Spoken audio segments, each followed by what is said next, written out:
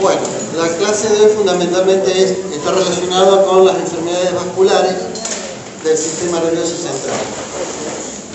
Antes, una breve reseña sobre lo que significa un déficit focal neurológico, porque es muy frecuente que ustedes escuchen, o quizás ya lo han escuchado, el hecho de que dicen o preguntan, cuando están relatando un paciente, otro médico puede preguntar: decime, ¿ese paciente tiene foco neurológico? Entonces, ¿qué es lo que significa o de qué estamos hablando cuando nos están preguntando si ese paciente tiene un signo de foco neurológico o no?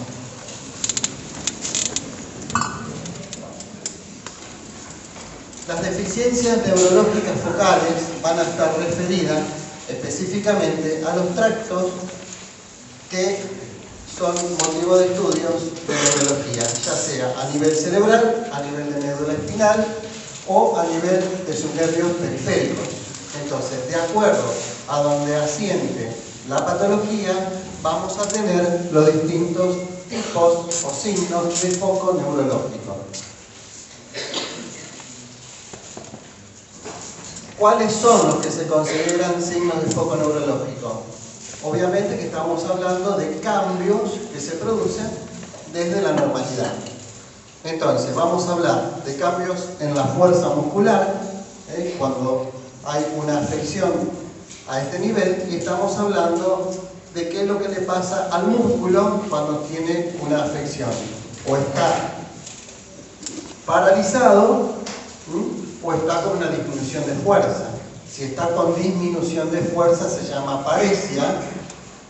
Si está totalmente flácido se llama parálisis. No solamente vamos a tener cambios a nivel motor, sino también que vamos a tener, como sabemos, hay vías sensitivas que pueden estar afectadas. Entonces vamos a tener los cambios sensitivos.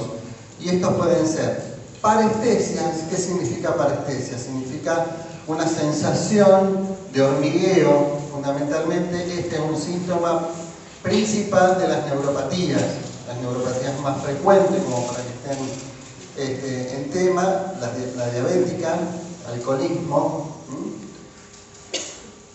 Hiperestesia.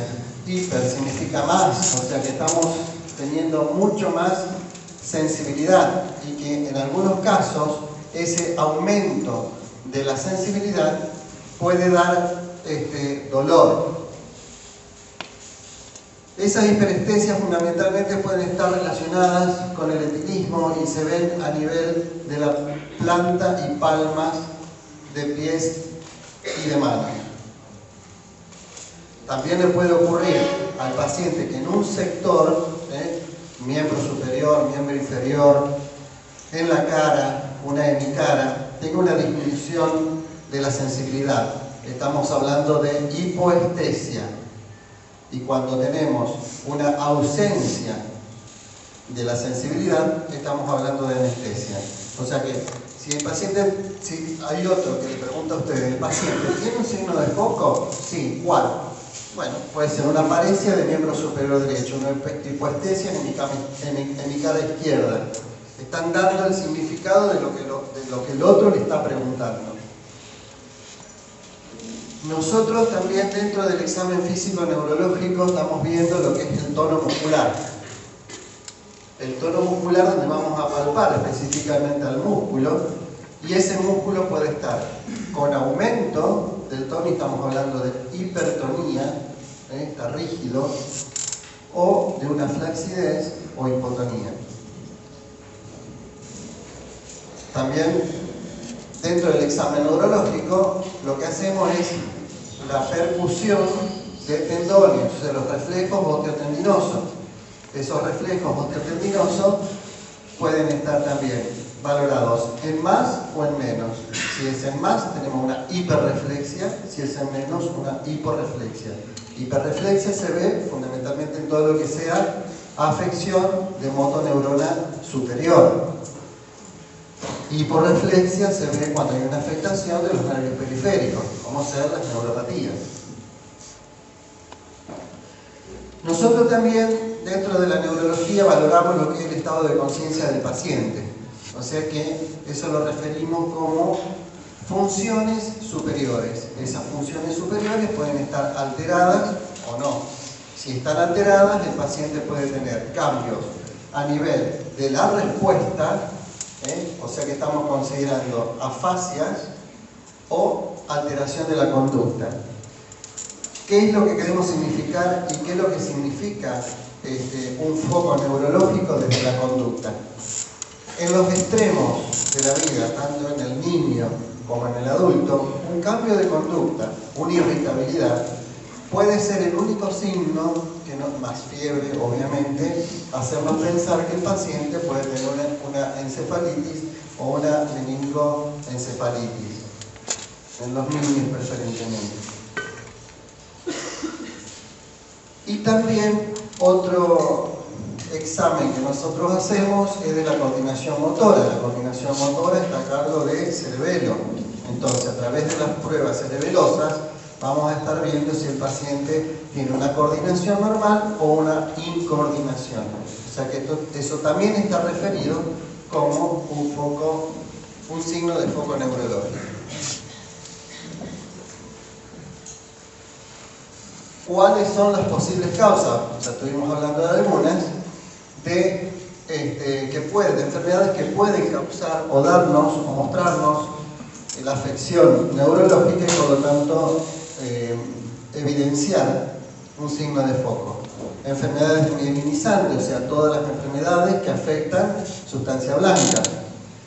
Las enfermedades degenerativas, estas están referidas más a las estructuras corticales, entre eso la demencia, entre eso el Alzheimer. Enfermedades vasculares, que son las que vamos a hablar después. Enfermedades infecciosas, encefalitis, meningoencefalitis, absceso cerebral. Enfermedades musculares, las miopatías, bien delimitadas. Y las enfermedades de nervios periféricos, como habíamos dicho, o sea, mononeuritis o polineuritis.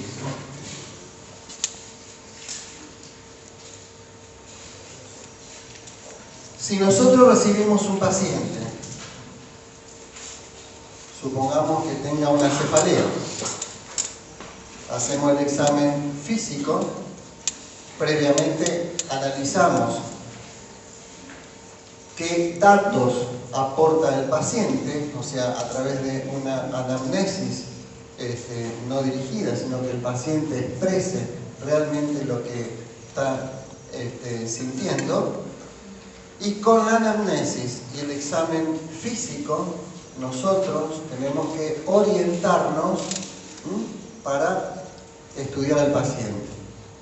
Con la anamnesis y el examen físico, lo que vamos a hacer es un diagnóstico sindromático.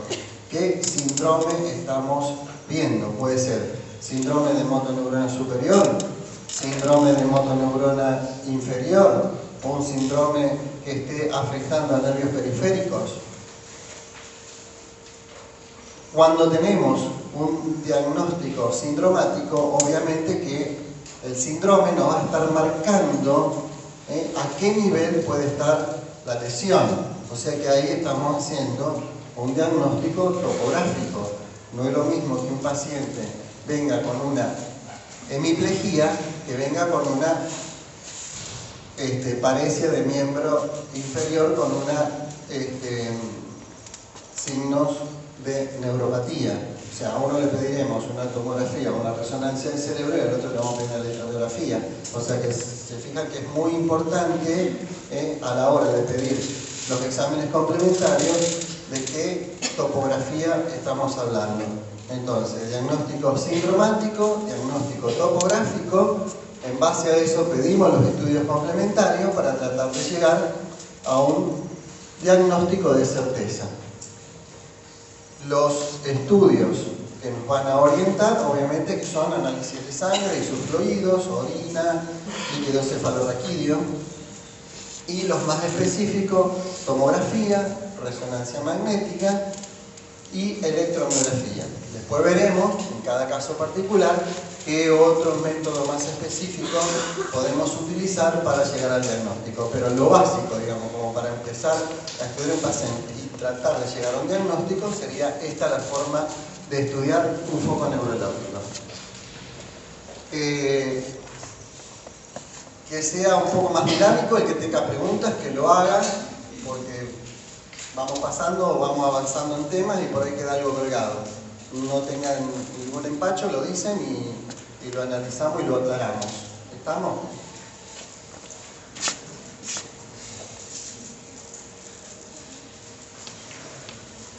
Bueno, pasamos al otro ítem, que es las enfermedades vasculares del sistema nervioso central. Y acá nos apoyamos en la definición que ha dado la Organización Mundial de la Salud, que lo resume o lo define como una instalación rápida o brusca de unos signos clínicos que reflejan una disfunción focal o global o generalizada del cerebro de causa vascular y que tiene una duración mayor de 24 horas. El tiempo tiene mucho que ver porque hay distintos eventos vasculares en los cuales lo vamos a definir en cuanto al tiempo de evolución. ¿Se dan cuenta por qué hicimos la introducción de lo que significa un foco neurológico? Porque ya en la definición que hace la OMS está hablando de una disfunción focal o global. Entonces ya sabemos de qué es lo que estamos hablando cuando hay una definición en la cual nos están indicando que tenemos que señalar o referirnos a algún foco neurológico.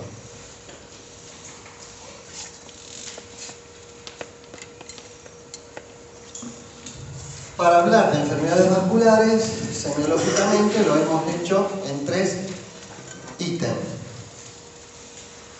Infarto cerebral, hemorragia cerebral y hemorragia subaracnoidea. Son los 3 temas que vamos a tratar en esta mañana.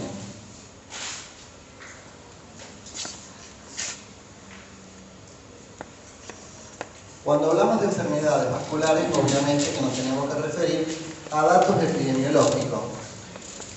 Los datos epidemiológicos son referidos a los 3 eventos, o sea, infarto, hemorragia cerebral y hemorragia subaracnoidea, que en conjunto representan la tercera causa de muerte, luego de las enfermedades cardiovasculares y el cáncer. Es la segunda causa de muerte en personas de más de 85 años y se considera la primera causa si valoramos la invalidez, y esto es a nivel mundial. La tasa de prevalencia de las enfermedades vasculares referidas por cada 100.000 habitantes está alrededor de 500 a 700 casos. O sea que bastante frecuente.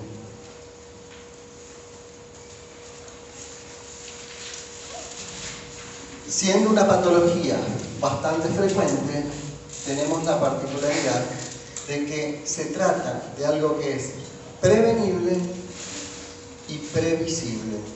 Prevenible significa, obviamente, que se pueden prevenir eventos vasculares con los cuales la consecuencia puede ser una secuela de parálisis o alguna otra, que justamente es lo que estábamos valorando como primer causa de enfermedad invalidante a nivel mundial.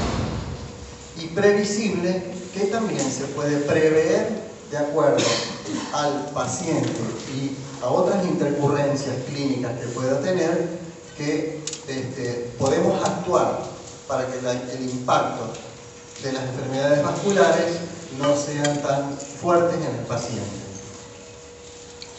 Para tener una prevención tenemos que hacer alusión a los factores de riesgo, o sea, tenemos que conocer bien qué son los factores de riesgo, y para poder tenerlos en cuenta lo vamos a analizar con respecto a si son modificables o no modificables. Dentro de los modificables vamos a tener hipertensión arterial. Yo creo que es la causa más importante, no solo a nivel de enfermedades vasculares, sino a través de otras enfermedades, como factor de riesgo. En neurología, o sea, para considerar enfermedades vasculares, estamos considerando una tensión arterial sistólica de 160 a 165 con una diastólica de 90 a 95. Ya se considera un factor de riesgo. Enfermedades cardíacas, 160 a 165 de sistólica, 90 a 95 de diastólica. Las enfermedades cardíacas también tienen un alto impacto a nivel de cerebro, especialmente, como vamos a ver después, las enfermedades que son francamente embolizantes.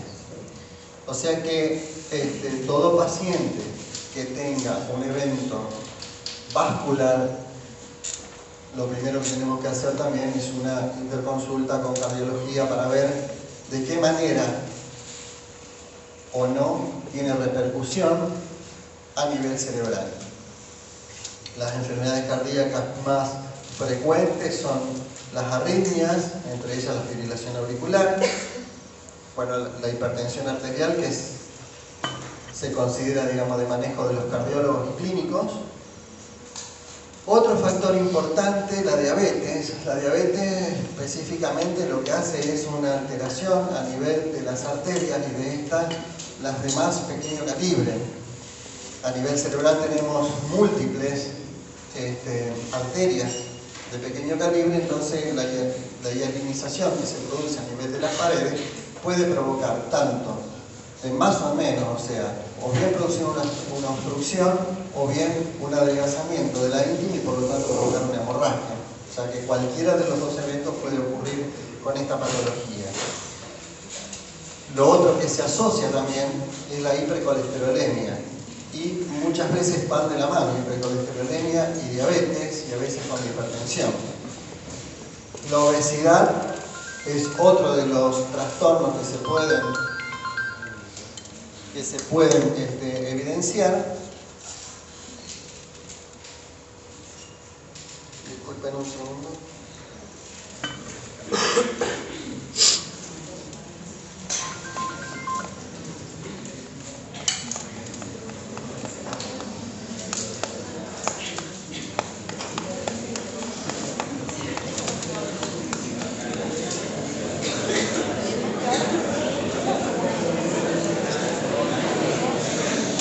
La obesidad, como habíamos estado hablando, bueno, puede estar relacionado con cambios a nivel de la hipertensión arterial. También la obesidad acompaña, en la mayoría de los casos, a los pacientes que sufren de diabetes.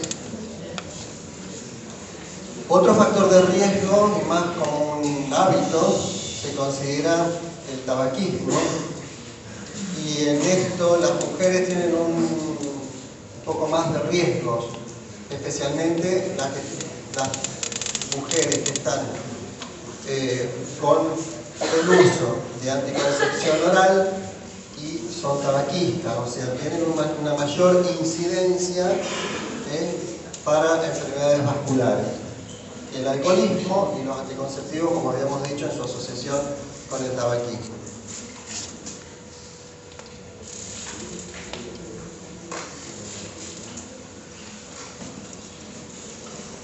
Cuando hablamos de patología vascular dijimos que, bueno, o eran isquémicas o eran hemorrágicas. Dentro de las isquémicas tenemos que considerar, y acá es lo que tomamos de acuerdo a lo referido o definido por la Organización Mundial de la Salud con respecto a que son enfermedades vasculares donde se considera una progresión de más de 24 horas.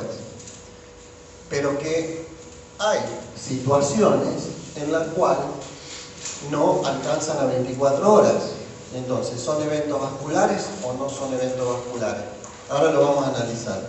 Entre ellos tenemos dos situaciones. el accidente isquémico transitorio y el RIM, el déficit neurológico isquémico reversible. Y más de 24 horas, el accidente cerebrovascular o ACV en evolución.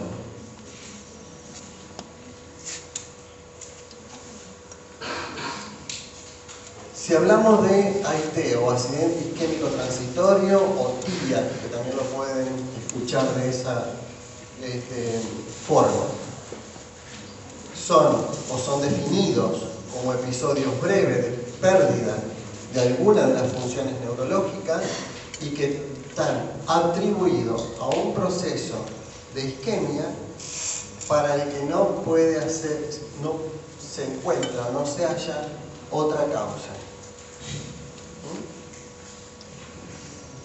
Este episodio dura menos de 24 horas y tiene una evolución de 15 a 30 minutos como mínimo, hasta 24 horas, no más allá.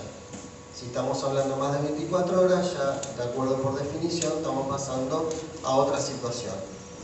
O sea que el accidente isquémico transitorio no sobrepasa las 24 horas de evolución.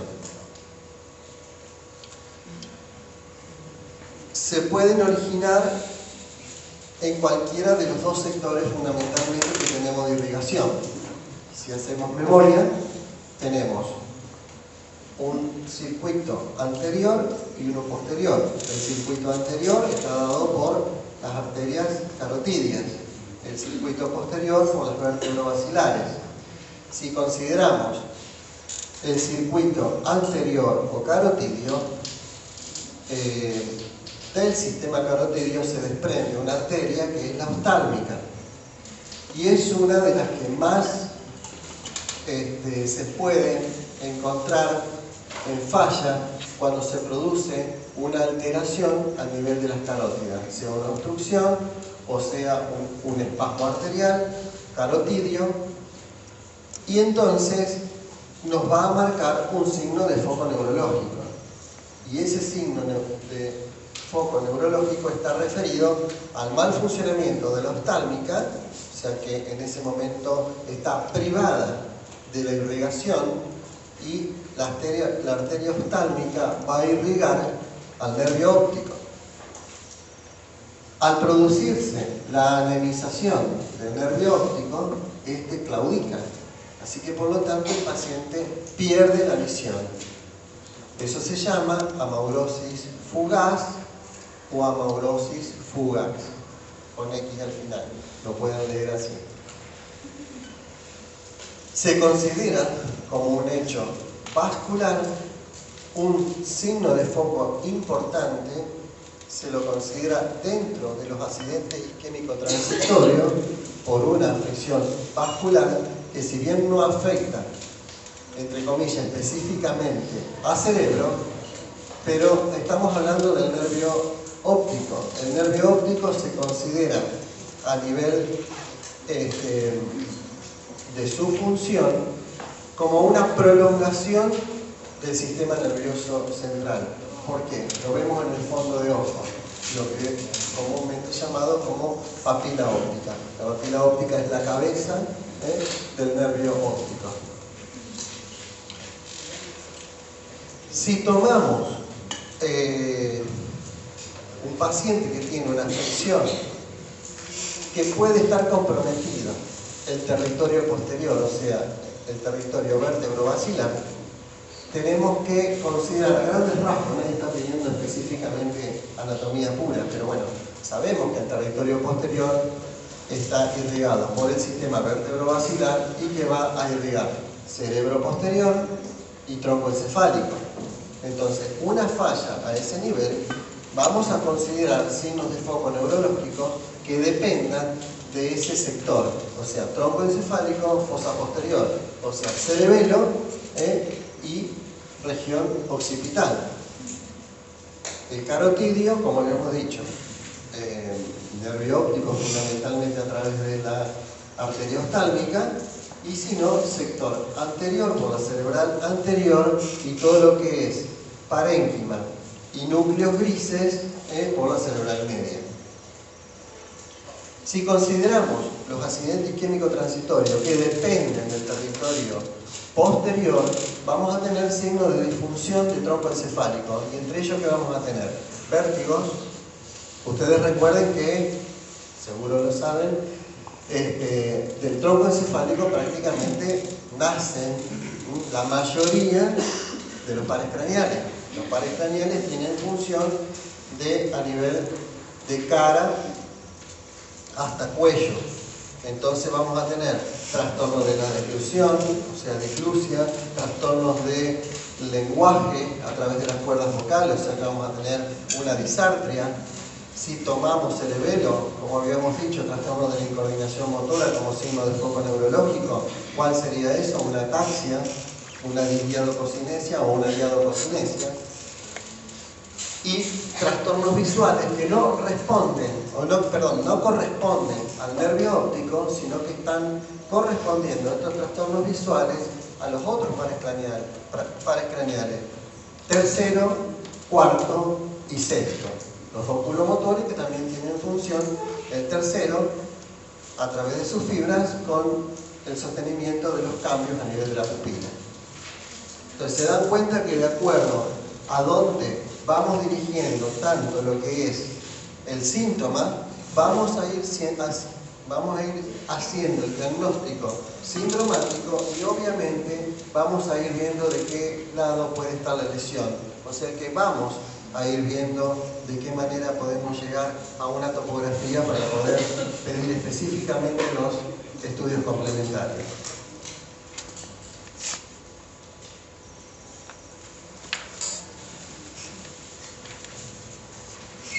El RIN o el déficit neurológico isquémico reversible, que en realidad es poco frecuente, lo damos más que todo a título informativo, porque bueno, este episodio dura más de 24 horas hasta 72 horas. Comparte exactamente todo lo del accidente isquémico transitorio. Es considerado igual y la metodología de estudio también es igual.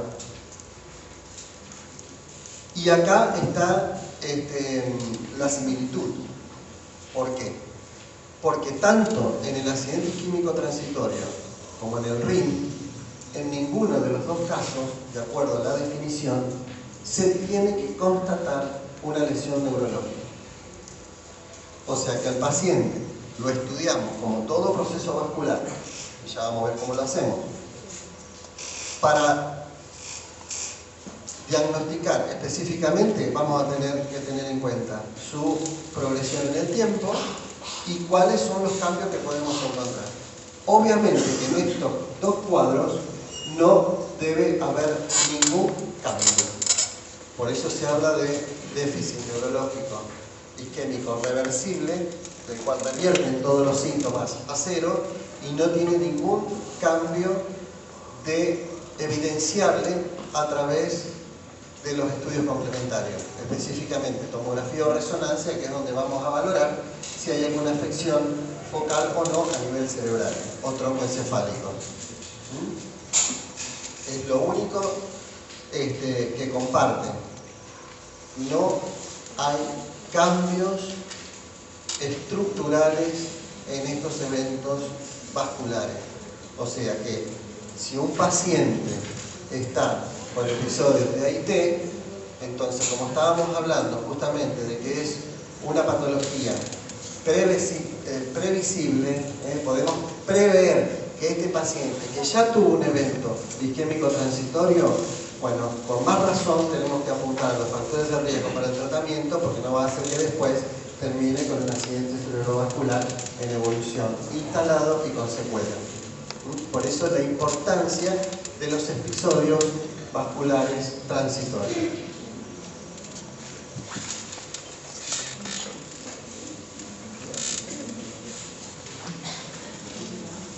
Pasando esos dos eventos, tenemos el accidente cerebrovascular isquémico o el infarto cerebral en evolución. Y es aquel que dura, obviamente, más de 72 horas y en el cual vamos a encontrar lesiones que dependan de la claudicación de algún sector arterial. Y esas causas de producción de un infarto cerebral pueden ser o por acción aterotrombótica o por acción embólica. Aterotrombótica significa lesión a nivel del vaso o formación de un trombo dentro del vaso, y embólico por un elemento, un trombo en el cual se vehiculiza y que prácticamente 70-80% vehiculiza de corazón, y el resto lo puede hacer de cualquier patología tromboembólica que el paciente puede estar padeciendo.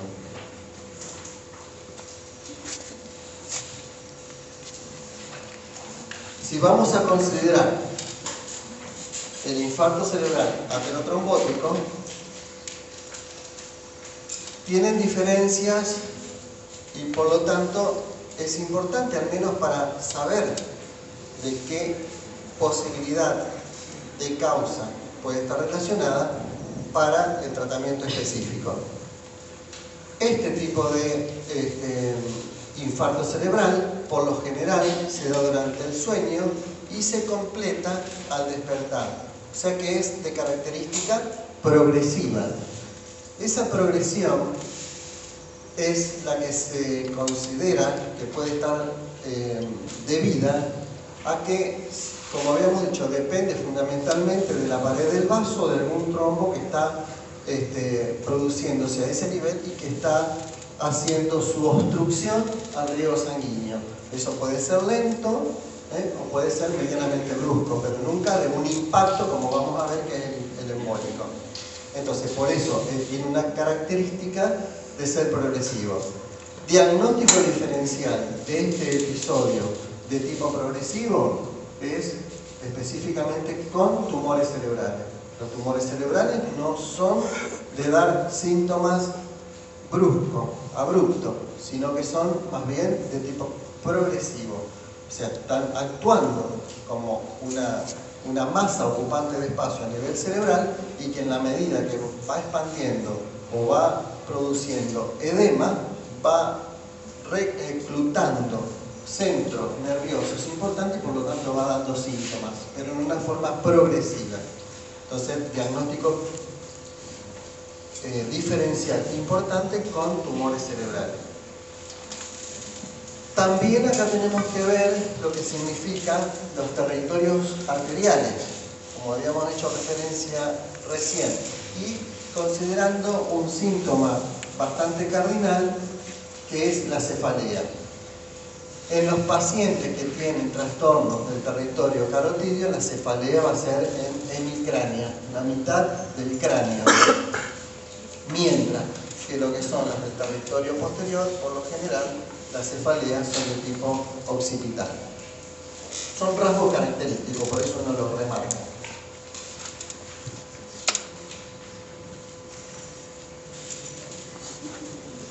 Con respecto al infarto cerebral embólico, acá tenemos que no tiene ningún pródromo, o sea que no tiene ningún llamado de atención previa de que se va a producir un taponamiento de alguna arteria o una oclusión, y acá sí la instalación es brusca o súbita. Acá el paciente puede estar en plena actividad y encontrarse en un momento u otro con una oclusión arterial brusca, que le puede estar desarrollando distintos tipos de síntomas de acuerdo a qué sector ocluido esté.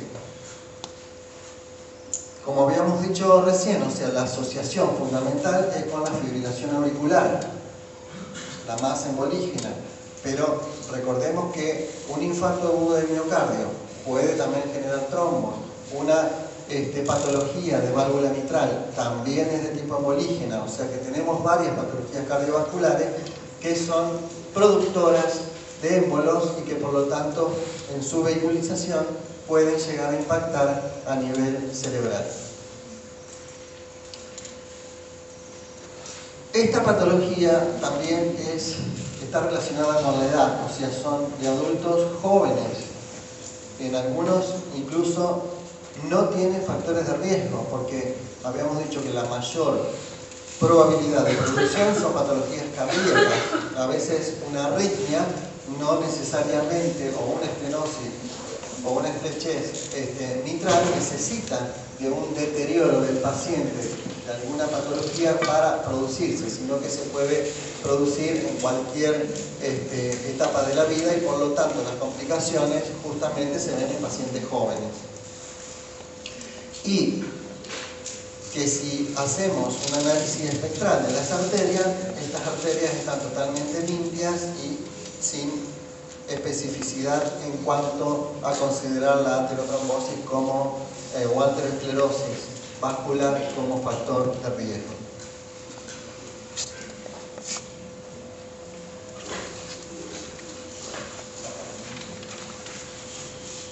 Yo sigo, si ustedes tienen alguna pregunta, yo paro, lo aclaramos, lo vemos, pero parece que entienden todo. Bueno, mejor así.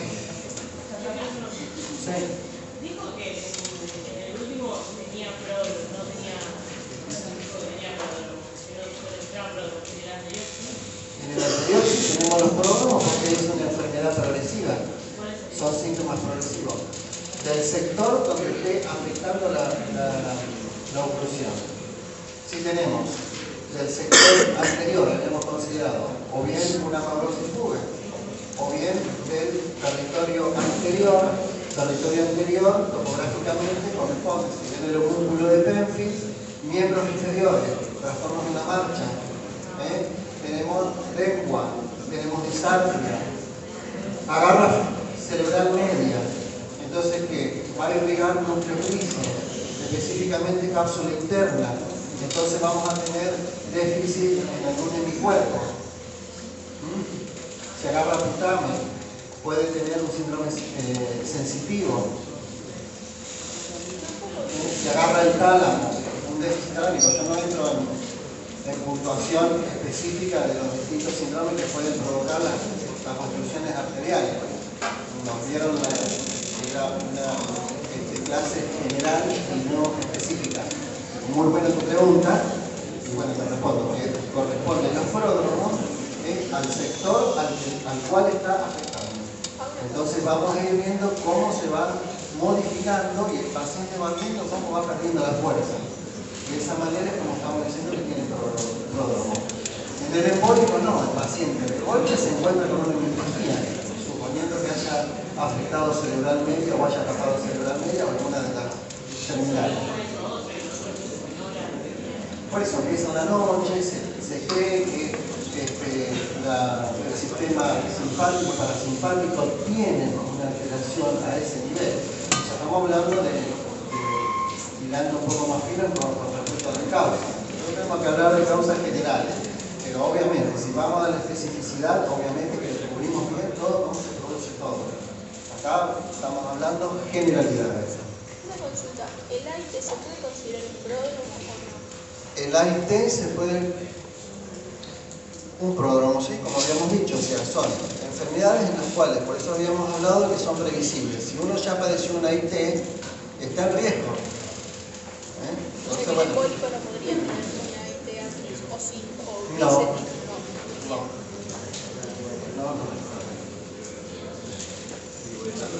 Sí. Por ejemplo, usted dijo que tenía más que nada 80% fibrilación auricular.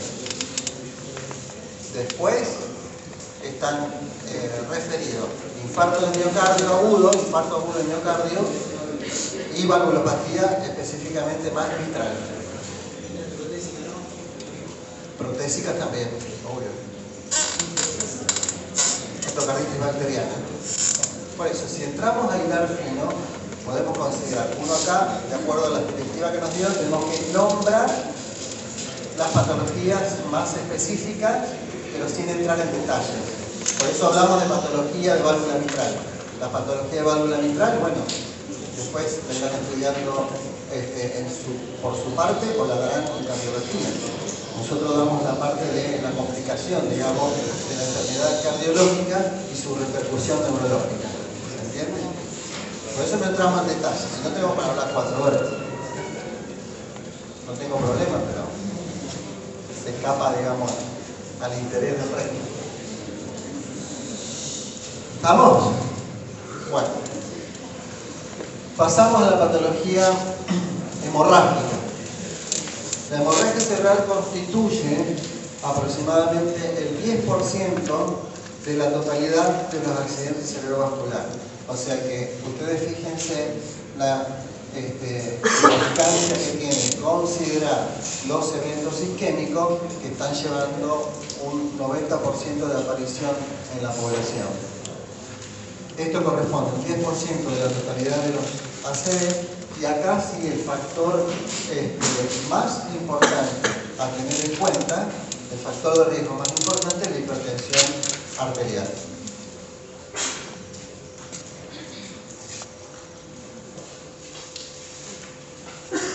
¿Qué es lo que ocurre en una hemorragia cerebral? Es una interrupción brusca de un déficit focal neurológico y rápido. Por lo general, ustedes consideren que si estamos frente a una hemorragia, esa hemorragia se puede constituir en hematoma. Después tengo algunas para mostrar. En hematoma, y ese hematoma está actuando como masa ocupante, o sea que va empujando adentro del cerebro, algo que no tiene que estar, y apareció. Y eso me está generando una hipertensión endocraniana. Esa hipertensión endocraniana es la responsable de dar dos síntomas cardinales también con respecto a la hemorragia, que es la cefalea y los vómitos. Los vómitos que son de origen central, como se sabe leer. Y obviamente, aparejado a esto, el signo de lesión focal. Monoparesia, hemiparesia, monoplegia, hemiplegia, afasia, coma. Si la magnitud del sangrado es importante, el cerebro puede claudicar y el paciente directamente entrar en un coma, de forma brusca.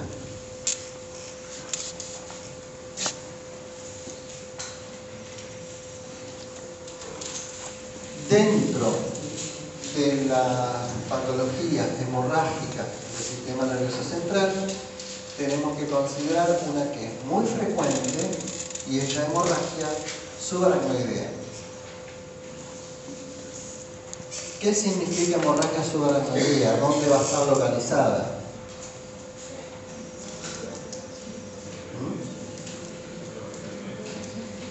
¿Actúa como un hematoma?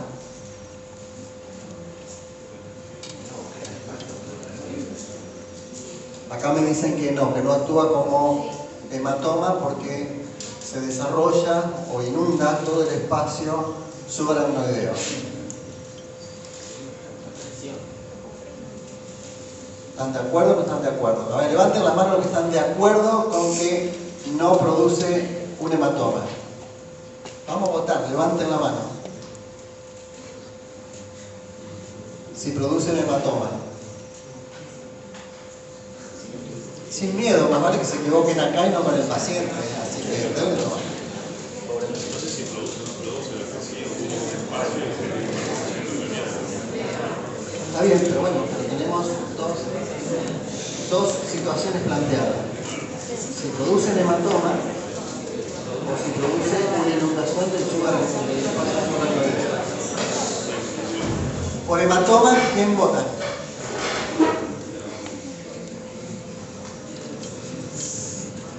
Por inundación del subaracnoideo.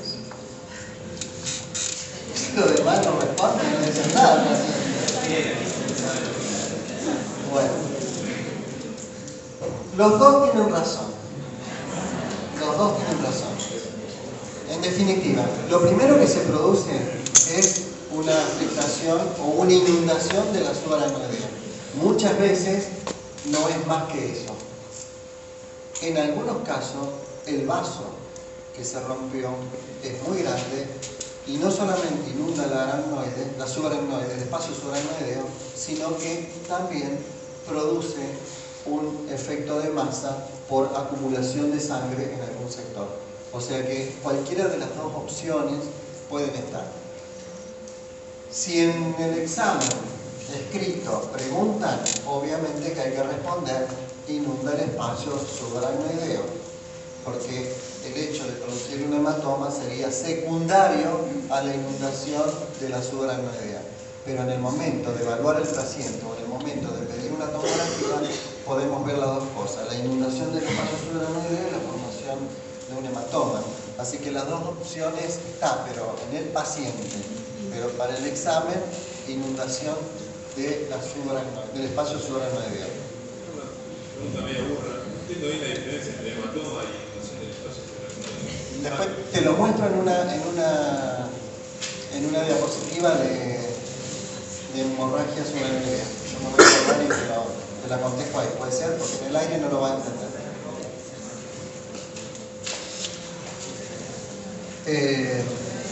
Bueno, habíamos dicho que si se comportaba como hipertensión intracraniana íbamos a tener los vómitos intensos. La cefalea es intensa, de inicio brusco, puede ser frontal o puede ser occipital.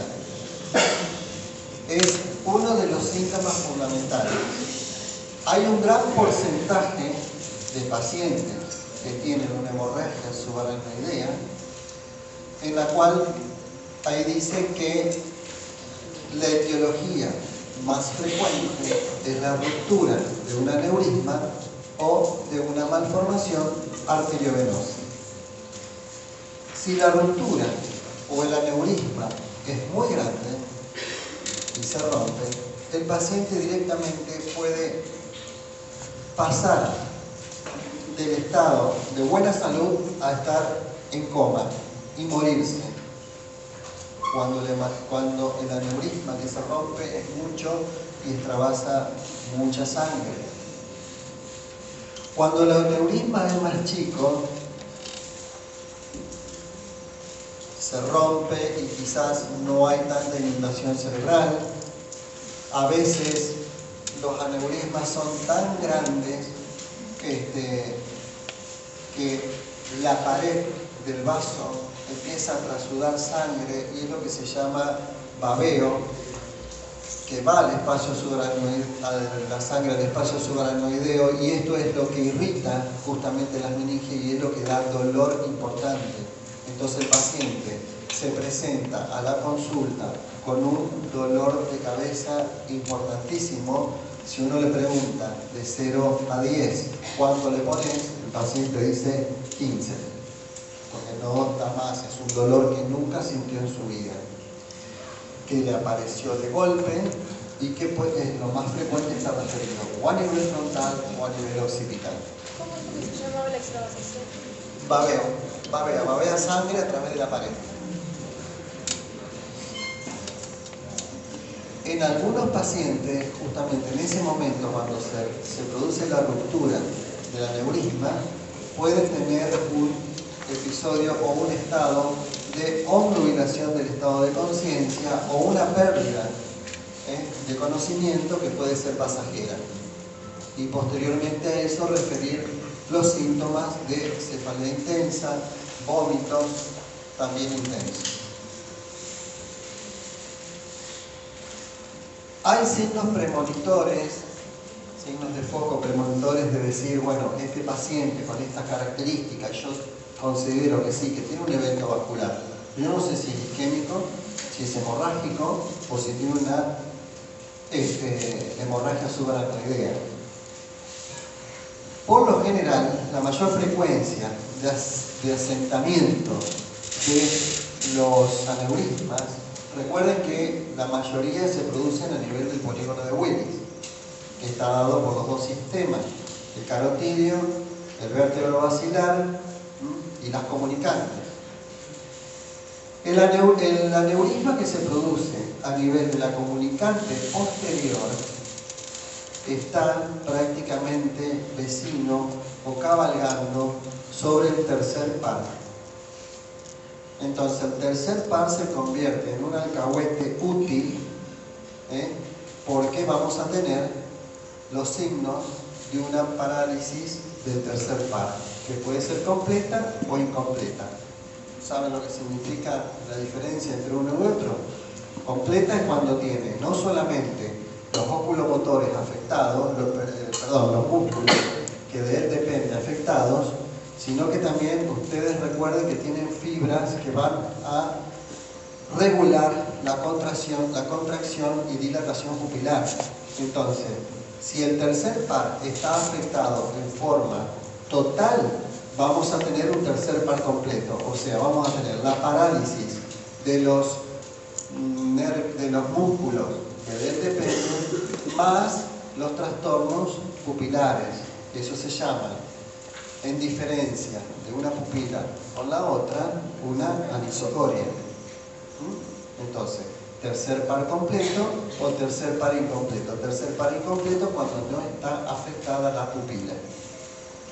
Pero si nosotros tenemos un tercer par aislado en un paciente que dice que tiene un dolor de cabeza intenso, que le apareció así de la nada, con vómitos, con un dolor también cuando uno realiza el examen físico que quiere hacer la maniobra de extensión y flexión cervical, al paciente le duele. Entonces, cuando uno quiere hacer esa maniobra, también vemos otras alteraciones que son los signos de Kerlin y Brusinski, el acortamiento de los miembros inferiores frente a la flexión de columna. Lo tienen presente, eso no me imagino si no lo leen.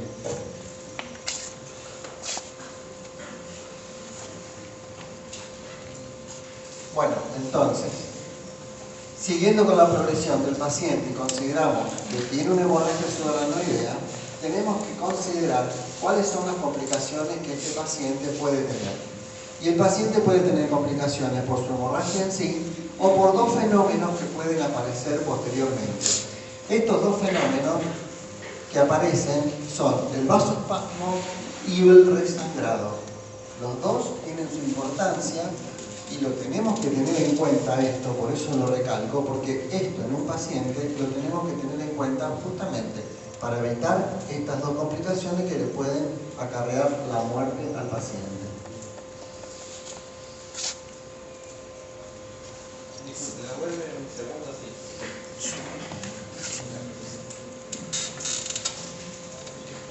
¿Las complicaciones son solamente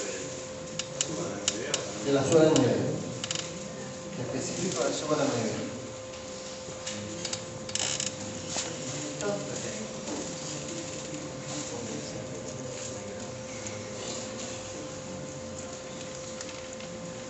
Si tenemos el episodio de vasoespasmo, se va a comportar como un evento vascular isquémico. Va a tener un foco neurológico de origen isquémico que está posterior al segmento del aneurisma. Y tiene la particularidad de presentarse alrededor del séptimo día de iniciado el cuadro. Esto hay que tenerlo en cuenta en el momento que recibimos al paciente para hacer el tratamiento. Ya vamos a hablar del tratamiento, pero simplemente estamos hablando de características clínicas y de los alertas que uno tiene que tener cuando tiene este paciente con esta patología. El otro evento habíamos dicho que era el resangrado. El resangrado ocurre aproximadamente en el 30% de los casos, o sea que es una alta incidencia. Obviamente tenemos un resangrado como tenemos otra hemorragia más, o sea que aumenta mucho la mortalidad. Y las características clínicas que puede tener el paciente es que remeda los síntomas y signos que tuvo al inicio de la hemorragia. Pueden ser exactamente los mismos. Un paciente que tuvo su episodio, lo tenemos internado en terapia intensiva, lo estamos controlando, tratando de ver cómo coordinamos para que no tenga estas consecuencias, y si cae dentro del 30% de posibilidades de casos de resangrado, el paciente puede nuevamente tener su pérdida de conocimiento, sus náuseas, sus vómitos y su signo focal.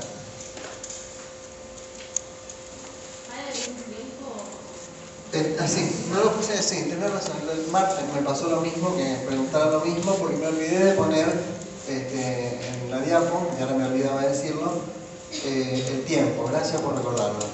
El tiempo en que se produce el resangrado es entre los 7 y entre el séptimo y 10º día. O sea que el vasoespasmo lo esperamos al 7º día. Pasamos al 7º día, 8º, bárbaro. Pero no nos ponemos contentos todavía. Tenemos que seguir pensando que puede tener la otra complicación, que es la hemorragia, el resangrado, hasta el 10º día.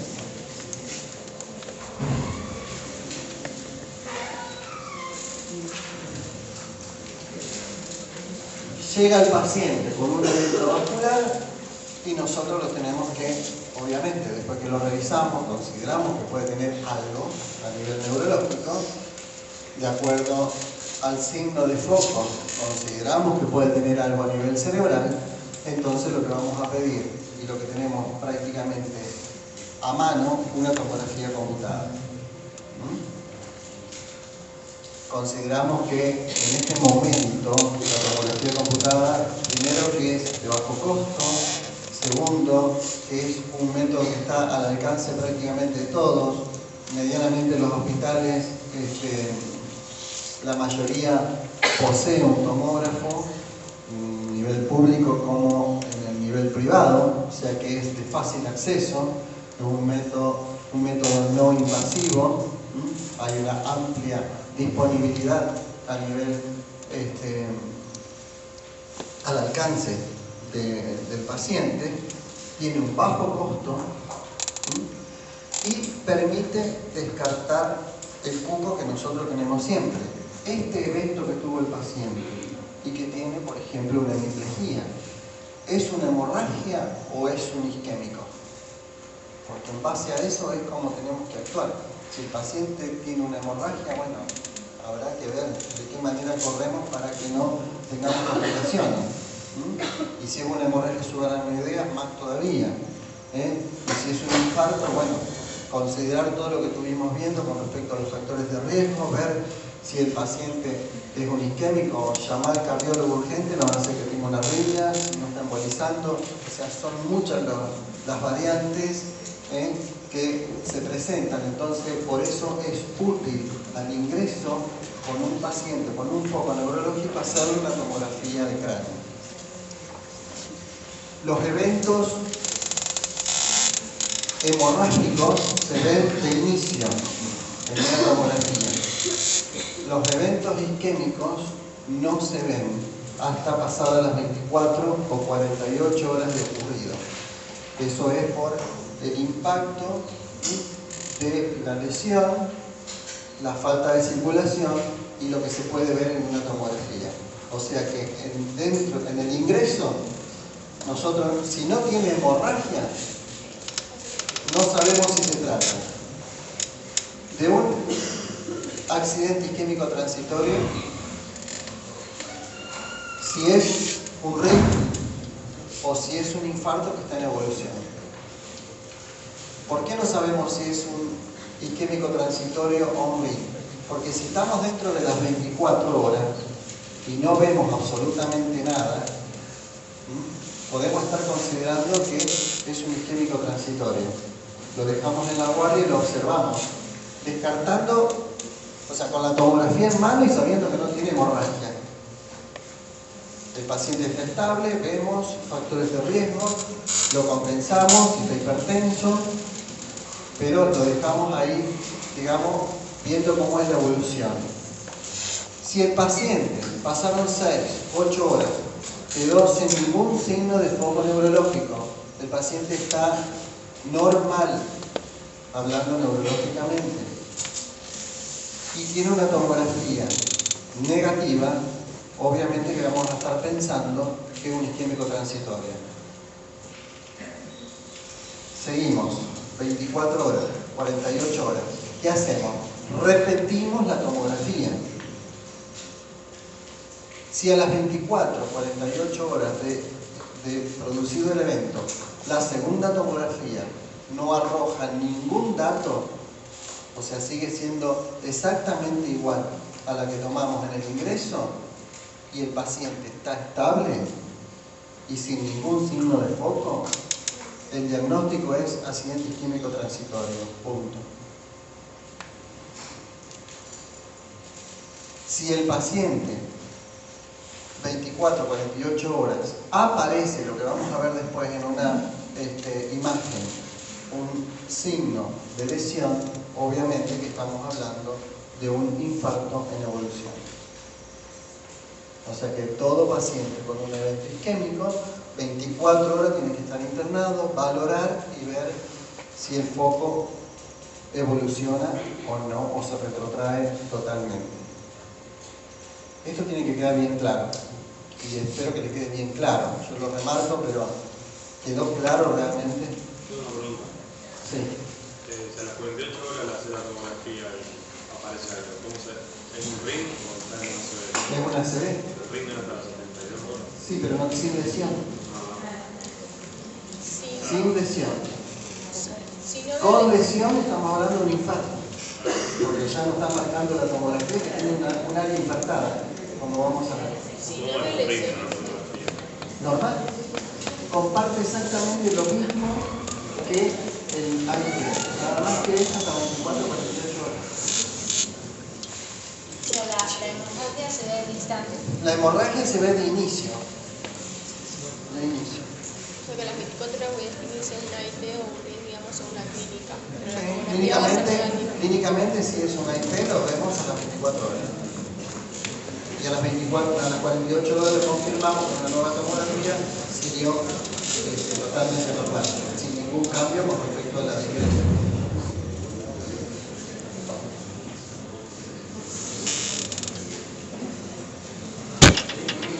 Acá tenemos un paciente en el cual ingresó, le hicimos una tomografía.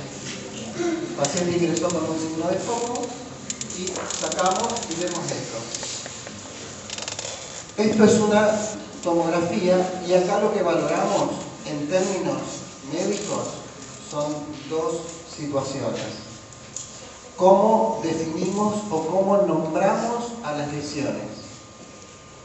Entonces acá, cuando nosotros tenemos una lesión blanca semejante a la densidad hueso, estamos hablando en tomografía de densidades. Entonces acá estamos diciendo que tenemos una lesión hiperdensa. Tiene una densidad hueso y se considera hipodensa lo que es todo líquido, agua. Estos son los ventrículos laterales. Prolongaciones esfenoidales, prolongaciones occipitales. Ahí adentro circula líquido cefalorraquídeo, el agua. Entonces, aparece en tomografía negro, hipodenso. Entonces, cuando hablamos de hemorragia en tomografía, tenemos una lesión hiperdensa. Y ahí vamos a hacer la diferencia con el infarto, que ya lo vamos a ver. ¿Se entiende?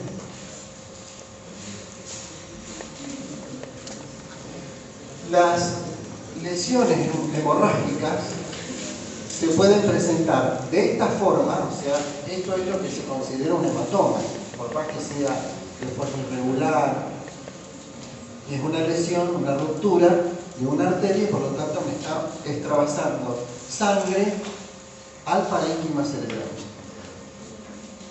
Hay otra situación, hay otra situación en la cual empezó con un hematoma, pero ¿qué pasó? Rebasó, es muy grande el hematoma. ¿Qué hizo? Volcó parte de su sangre al sistema ventricular, que es la otra opción que puede ocurrir. Entonces, lo que nosotros veíamos, que el líquido cefalorraquídeo es negro en los ventrículos, acá lo estamos viendo blanco. Estamos viendo dos colores, estamos viendo líquido y estamos viendo sangre. Significa que este sangrado fue de tal magnitud que hizo un vuelco ventricular. Volcó parte de su contenido a ventrículo.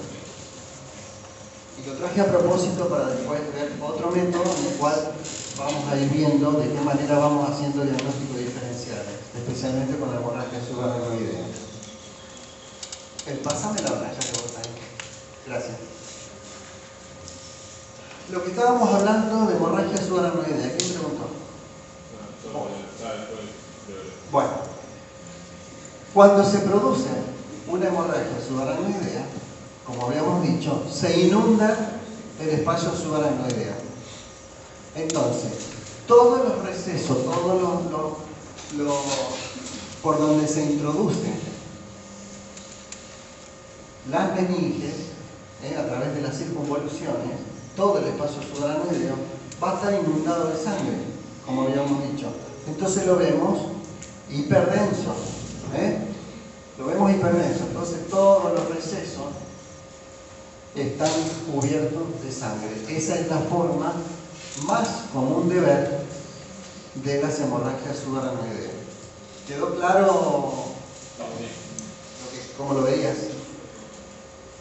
La diferencia entre un hematoma y algo basal, o sea, toda la base está totalmente inundada de sangre. ¿Estamos? Acá tomo el receso posterior, la cisterna magna, y se mete prácticamente, ya acá tenemos el cuarto ventrículo. Todo el sistema de la subaracnoides está totalmente inundado de sangre. Pásame la otra, por favor. Bien. Acá tenemos otro evento. 48 horas donde no vimos absolutamente nada. Pensamos que era un evento isquémico, descartamos que el paciente tenía sangre. Hacemos el control a las 48 horas y nos aparece esto. Una lesión hipodensa. Hipodensa, referido a líquido cefalorraquídeo. Esto, obviamente, es una lesión por una obstrucción, o sea, un infarto cerebral.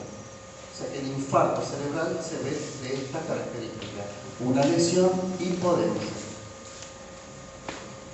Esto es de territorio posterior, o sea que estamos viendo prácticamente lesión de la cerebral posterior.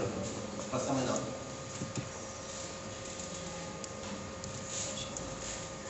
¿Qué ven acá? Un infarto, obvio. Bien. Esta zona corresponde a irrigación de la cerebral media. ¿Se dan cuenta cómo vamos viendo topográficamente las lesiones y vamos viendo a qué nivel corresponde? Nada es mágico, todo está bien claro. Y negro, hipodenso, densidad agua, eso es un infarto. ¿Vamos? Bien. Pasamos al otro estudio complementario.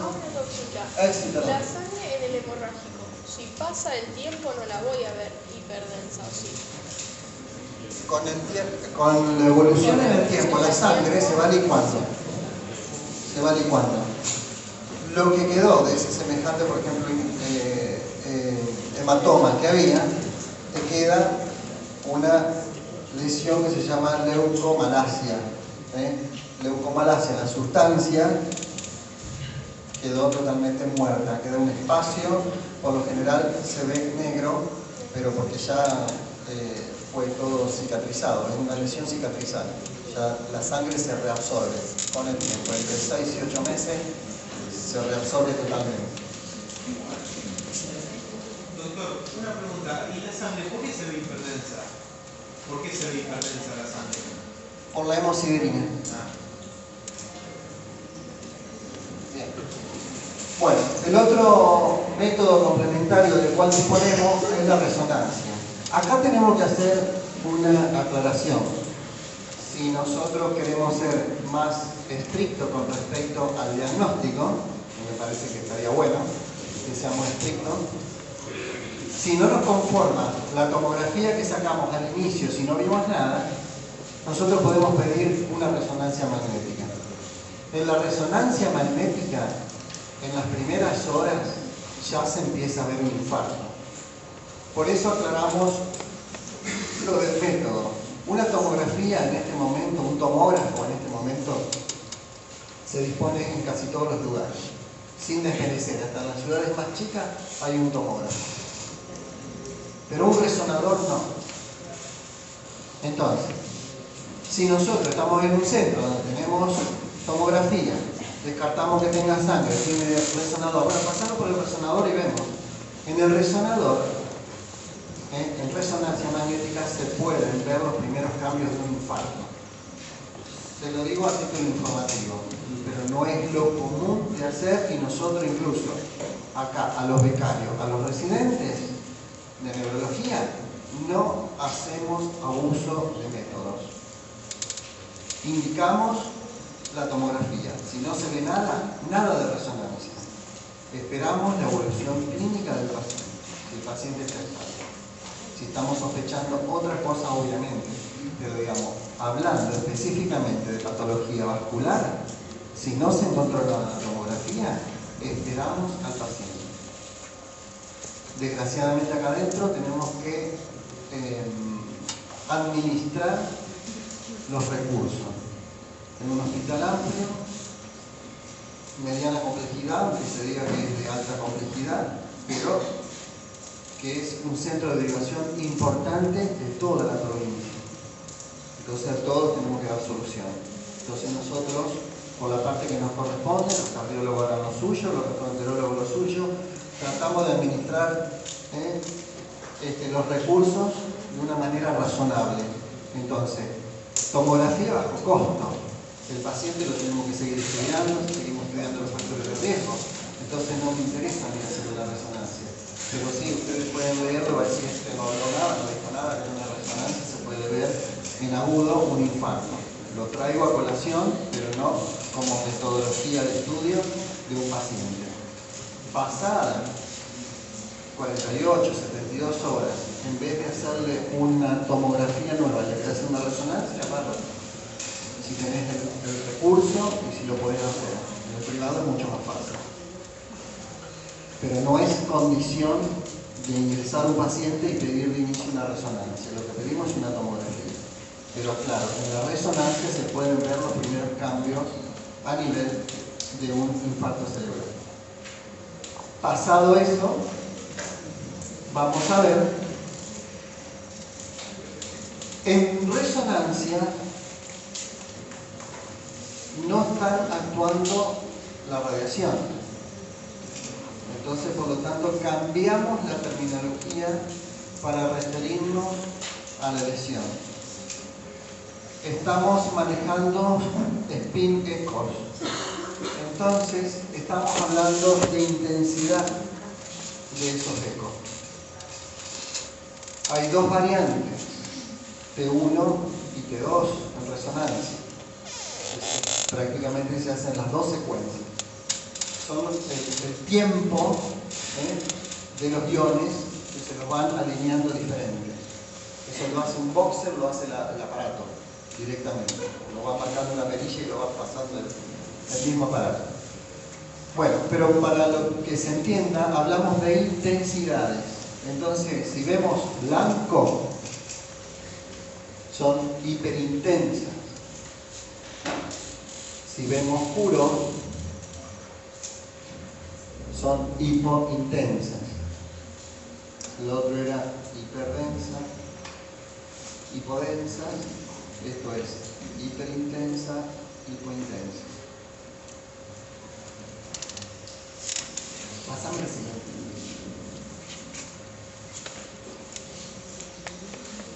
Acá estamos valorando una hemorragia cerebral. De cualquier forma, esto es un T1. En el T1 el líquido se ve negro. Por lo tanto, la sangre se va a ver hiperintensa, se ve blanca. Poneme la anterior. Esto es un infarto cerebral. Si bien cambia la coloración, Esto estamos viendo o valorando un T2 líquido, se ve blanco. En el T2 el líquido cefalorraquídeo se ve blanco, en el T1 se ve negro.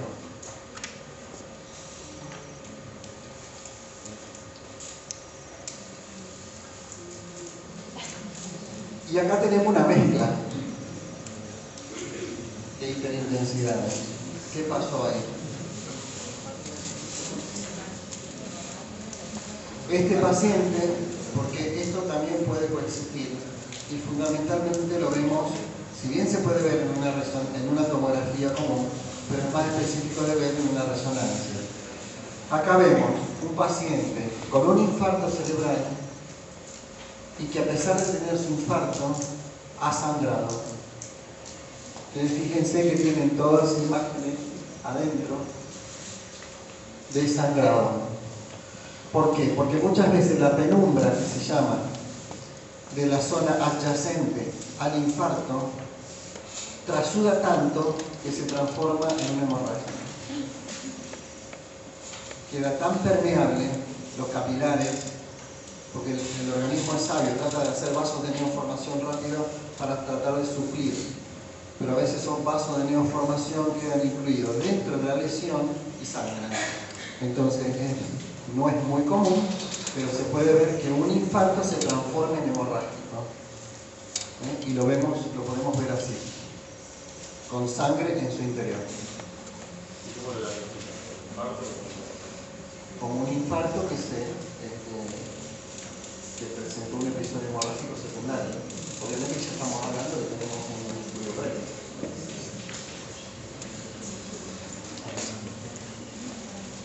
Acá directamente, cerebral anterior, con una región donde presenta un sangrado, una hemorragia intraparenquimatosa intracerebral, y ustedes fíjense que tiene una alta definición lo que es resonancia. Y acá estamos viendo todo alrededor negro.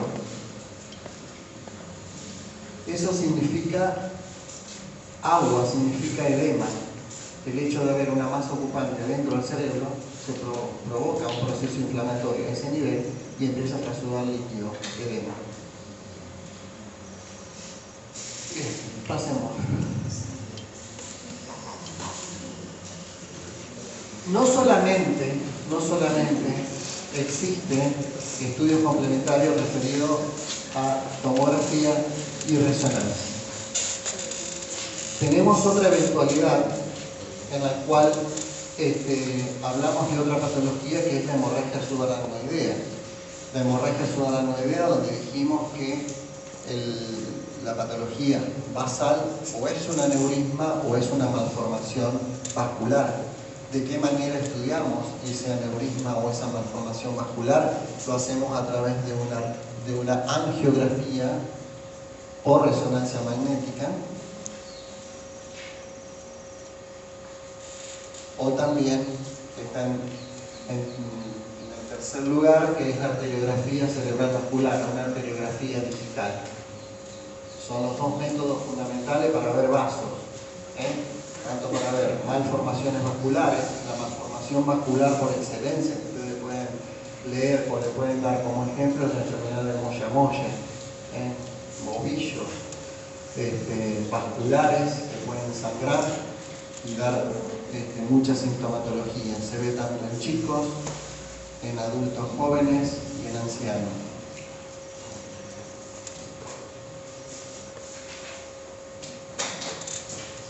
Si consideramos patología vascular dentro del examen físico, o sea, no nos tenemos que olvidar de auscultar el cuello. Si auscultamos el cuello, estamos auscultando carótida.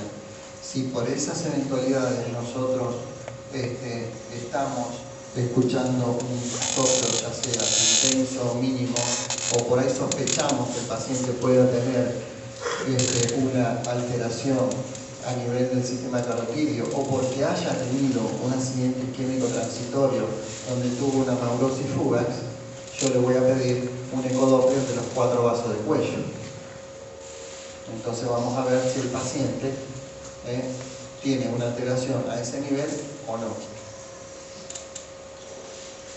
Si consideramos la patología hemorrágica, a veces hay patologías específicas hemorragíparas, entonces los estudios hematológicos están dentro del programa de estudio de todo paciente con un evento vascular hemorrágico.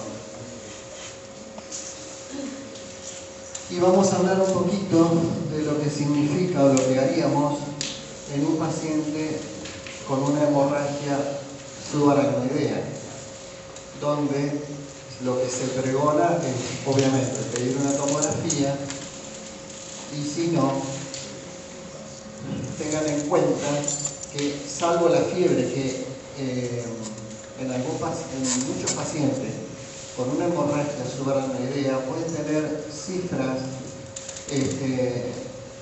de temperatura entre 37,8, 37,5, una febrícula, con una rigidez de nuca, con una cefalea occipital. Entonces nos queda la duda si el paciente o puede tener una hemorragia subaracnoidea o puede tener un proceso infeccioso que es una meningitis. O sea, la única urgencia en neurología para actuar, implementar un método agresivo, digamos, es una meningitis. O sea, la urgencia por excelencia en neurología es la meningitis. Cuanto antes tratemos, mejor. Entonces, el método para poder diagnosticarlo de forma rápida es una punción lumbar.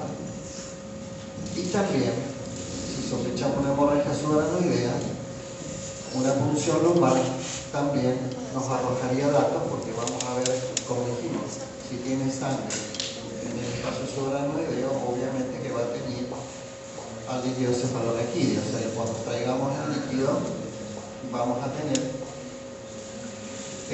sangre.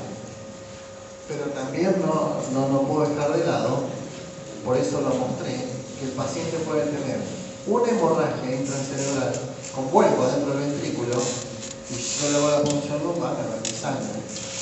Entonces, ¿qué tiene? ¿Una hemorragia subaracnoidea o tiene una hemorragia intraperitoneosa? Por eso lo que pregonamos, de primera una tomografía y después vemos. Porque la punción lumbar, si bien...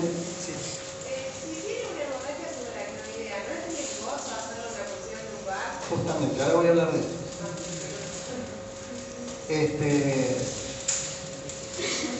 Para proceder a realizar una punción lumbar, tenemos que tener los recaudos. ¿Cuál es el primer recaudo a tener en cuenta? ¿Hablar? El aumento de la presión. Aumento de la presión, sí, está bien. Una hipertensión endocraniana. ¿Qué ocurre si hay hipertensión endocraniana y nosotros hacemos una punción lumbar? Descomprimimos rápidamente, o sea, bajamos la presión intracraneal en forma brusca. Entonces, nosotros tenemos las amígdalas cerebelosas. Esas amígdalas cerebelosas, al bajar la presión, bajan por el agujero occipital, se adosan y comprimen al tronco encefálico. En el tronco encefálico está el centro cardiorrespiratorio. Al producirse una alteración a ese nivel, el paciente muere. Así de fácil. Entonces, ¿cómo nos orientamos a hacer una punción lumbar y estar seguros de que no vamos a tener ningún tipo de riesgo? Busco signo de hipertensión. Buscamos un signo de hipertensión endocraniana.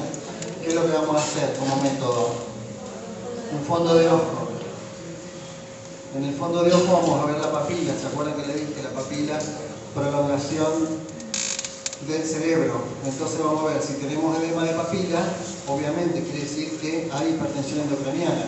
Entonces ahí vamos a actuar con un poco de recaudo. No es que no la vamos a hacer, pero cuando quitamos el mantrín no lo vamos a quitar relleno, sino que vamos a tratar de que el líquido caiga, siga yendo gota a gota para que no me descomprima y no me baje la presión de golpe.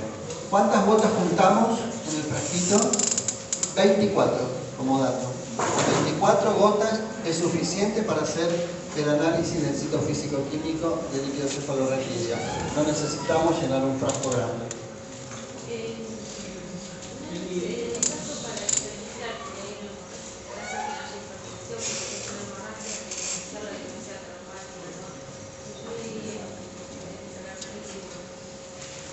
Obviamente, para estar seguros,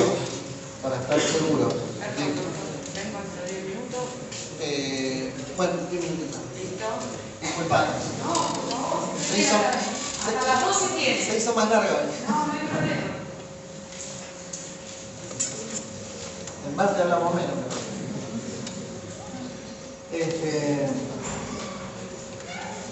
Lo que se aconseja hacer son dos cosas.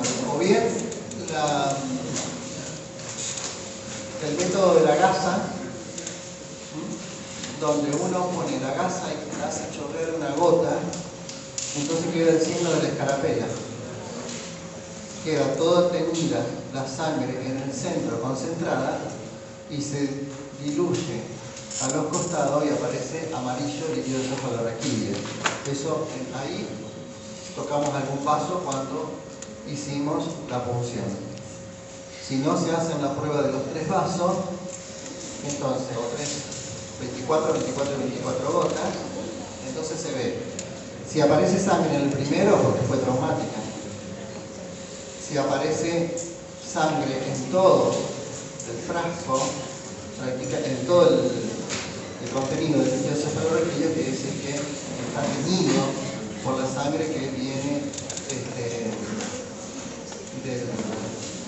de contaminación, de extravasación de sangre, o por una hemorragia o por un hematoma que ventricularizó.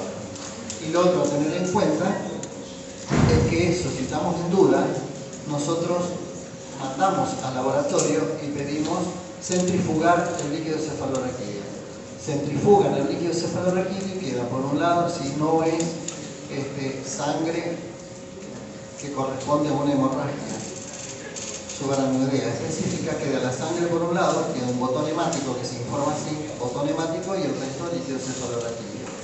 En este caso es por traumatismo. Espera. Pensé que... Sí. ¿Cómo diferenciar que es un hemorragia subaracnoidea de una condición traumática? Por el botón hemático, por eso digo, vos lo mandás a centrifugar. Si aparece el botón hemático, quiere decir que vos lo pudiste, que se pudo degradar, digamos, la sangre y formar un botón. Entonces eso el líquido cefalorraquídeo está normal. Lo que le inyectamos fue sangre cuando nos llevamos por delante una arteria. ¿No se aspira en ese momento? ¿Cómo? ¿No se aspira cuando buscan? No, si aspirás, bajás la presión. Te cuenta que una chupada el líquido cefalorraquídeo, no, tenés que dejar gota a gota o hacer el examen de la gasa, y si te quedan dudas lo mandás a centrifugar. Si te viene el botón hemático que informa así, quiere decir que fue sangre prestada, sangre traumática. Si aparece sangre en el líquido, se informa como líquido sanguinolento, le ponemos hemorragia. ¿Se repite sintomática? ¿Se repite el examen sintomático? No, porque te queda el botón hemático aparte, ya sabes que es por que fue traumático.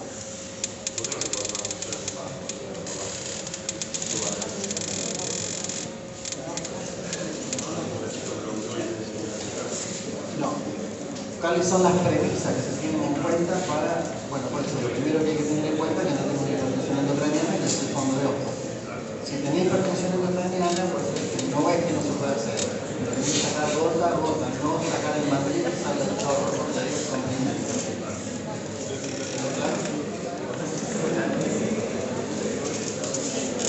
O sea, si hay edema de papila, sabemos que tenemos una hipertensión endocraniana. Pero igual podemos hacer líquido cefalorraquídeo. Gota a gota. Gota a gota. Pero ¿cómo hacemos para que sea gota a gota y no?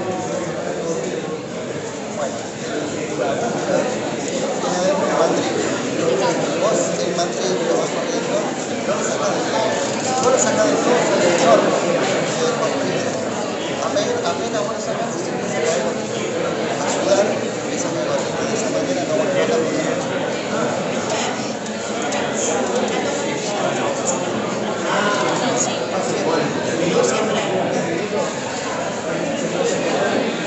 un momentito. Acá preguntan si la tomografía o resonancia se pide con contraste o sin contraste. Uno de ingreso al paciente se pide sin contraste.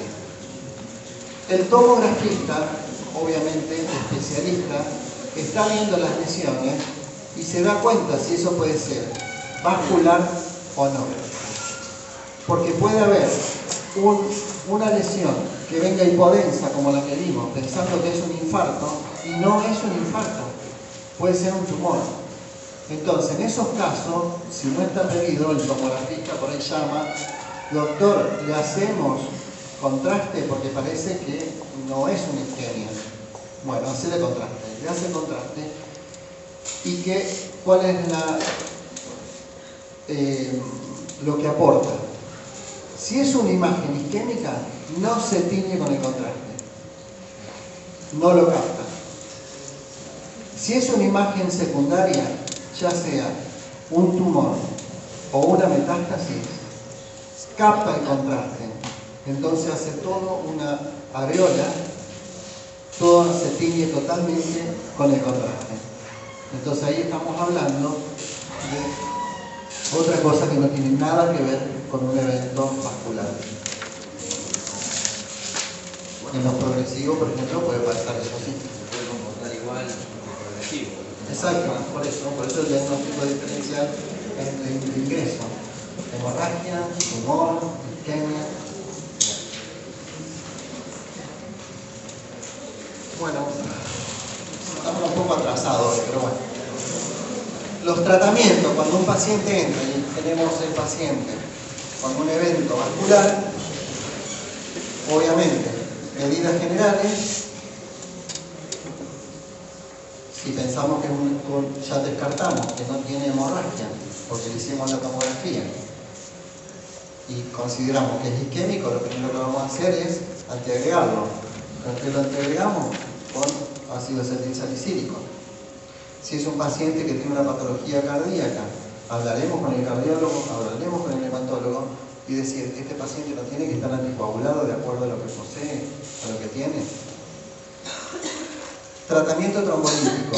Tratamiento trombolítico con el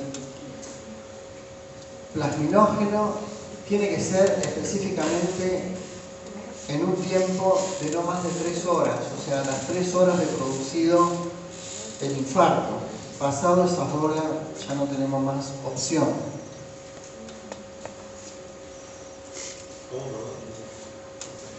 Con los trombolíticos tenemos un tiempo, una ventana de 3 horas. Pasadas las 3 horas. ¿Cómo? Si yo estoy diciendo que lo voy a detectar recién a las 24, porque no sé si es una IT o no, ¿se lo pongo o no se lo pongo al trombolítico? Cuando ingresa, yo le hago la tomografía. Me dice que no es hemorrágico y que es isquémico. Yo no sé si es AIT, o si es realmente una ACV. Yo ahí le pongo o no le pongo porque no sé si es AIT. Si es en el momento de ingreso del paciente, que uno realmente no sabe qué es lo que tiene el paciente, uno se lo trata como si fuera un evento isquémico. Si no tuvo nada, le hizo bien. Como un evento isquémico, por más que sea una IT, lo sabemos, hay que verlo en el tiempo. Pero bueno, si el paciente tiene un foco importante, tiene menos de 65 años, le damos la chance de que pueda destapar su arteria. Exacto, dentro de las 3 horas de producción del evento.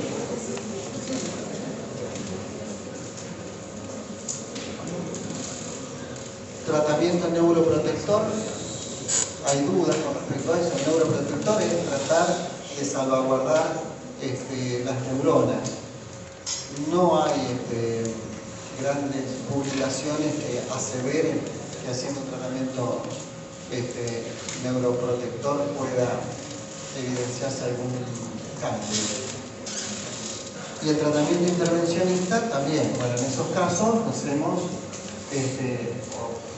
como en cardiología, que aparece una obstrucción y bueno, se le hace una intervención para ver si se le puede colocar un esteno o no. Bueno, acá también se hace un estudio para ver si podemos detectar alguna arteria que está obstruida y tratar de desobstruirla en el momento. Y en esto tenemos un tiempo no más allá de 6 horas. O sea, con los trombolíticos 3 horas y para la intervención 6 horas. ¿Cómo? ¿Sí? ¿Estreptoquinasa o plasminógeno? Lo más difundido del plasminógeno.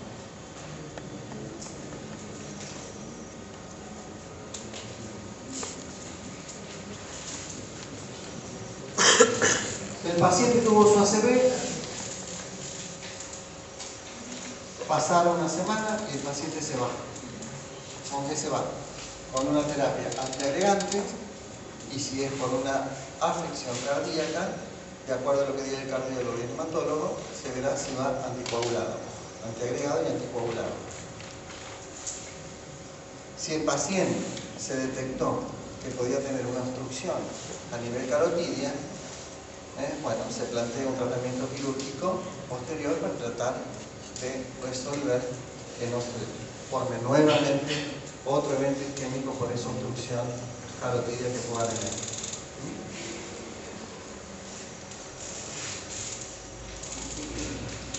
El tratamiento de la hemorragia subaracnoidea tiene sus particularidades.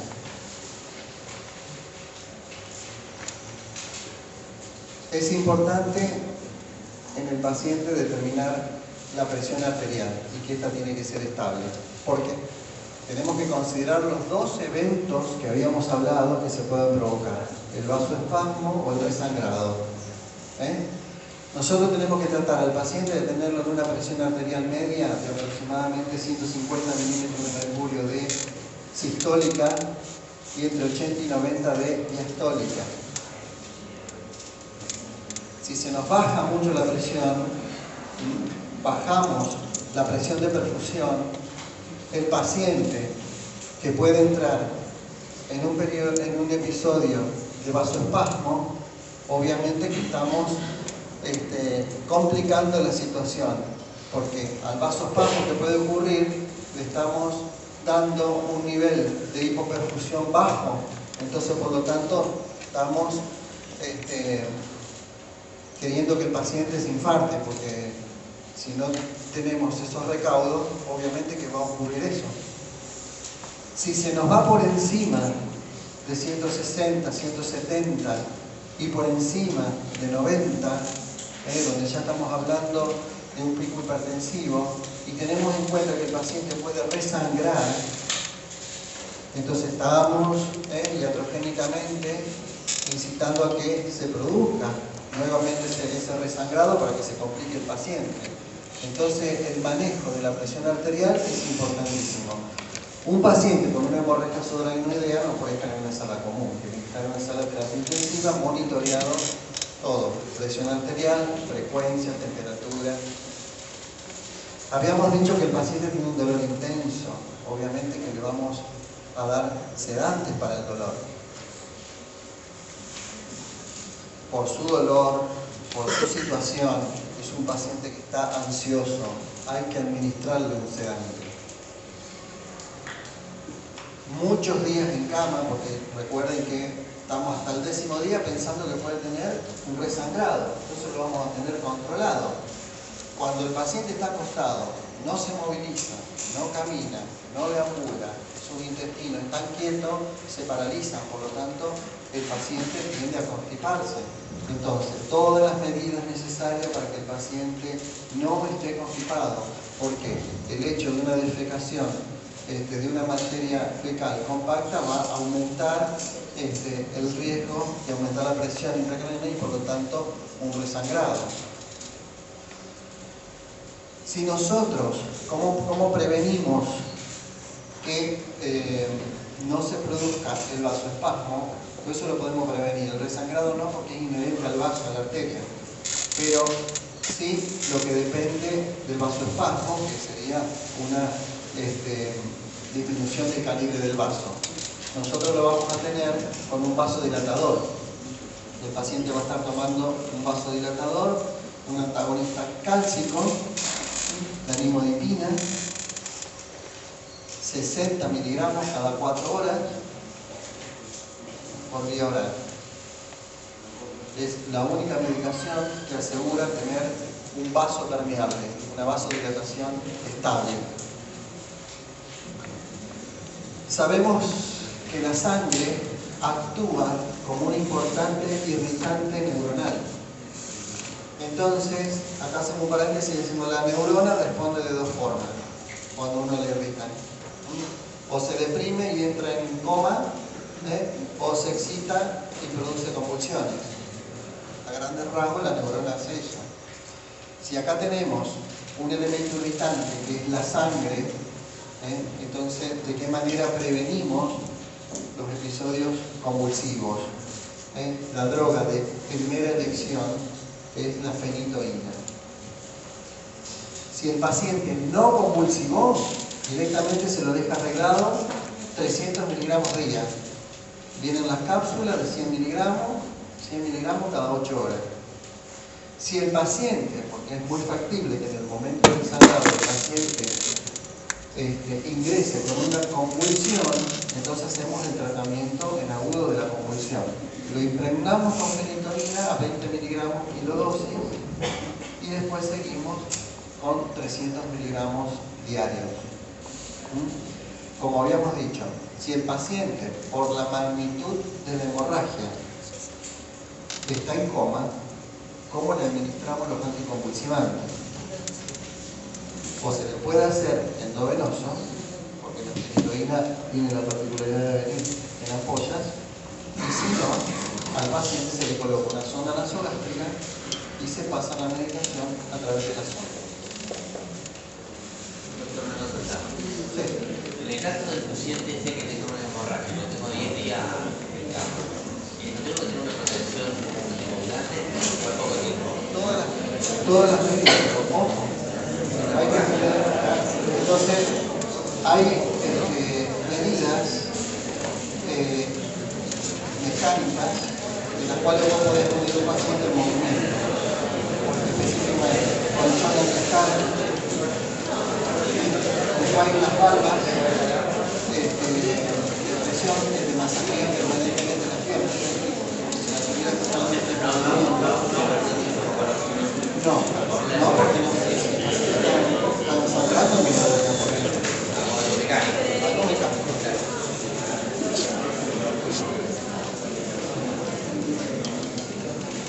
Bueno, como habíamos dicho, estas patologías, excepto la hemorragia subaracnoidea, son todas prevenibles. Entonces nosotros damos todos estos parámetros para que se tengan en cuenta, porque nosotros pregonamos que más vale prevenir que curar. Entonces, en todas las patologías, todo lo que podamos prevenir va en redundancia de favorecer al paciente. Muchas gracias.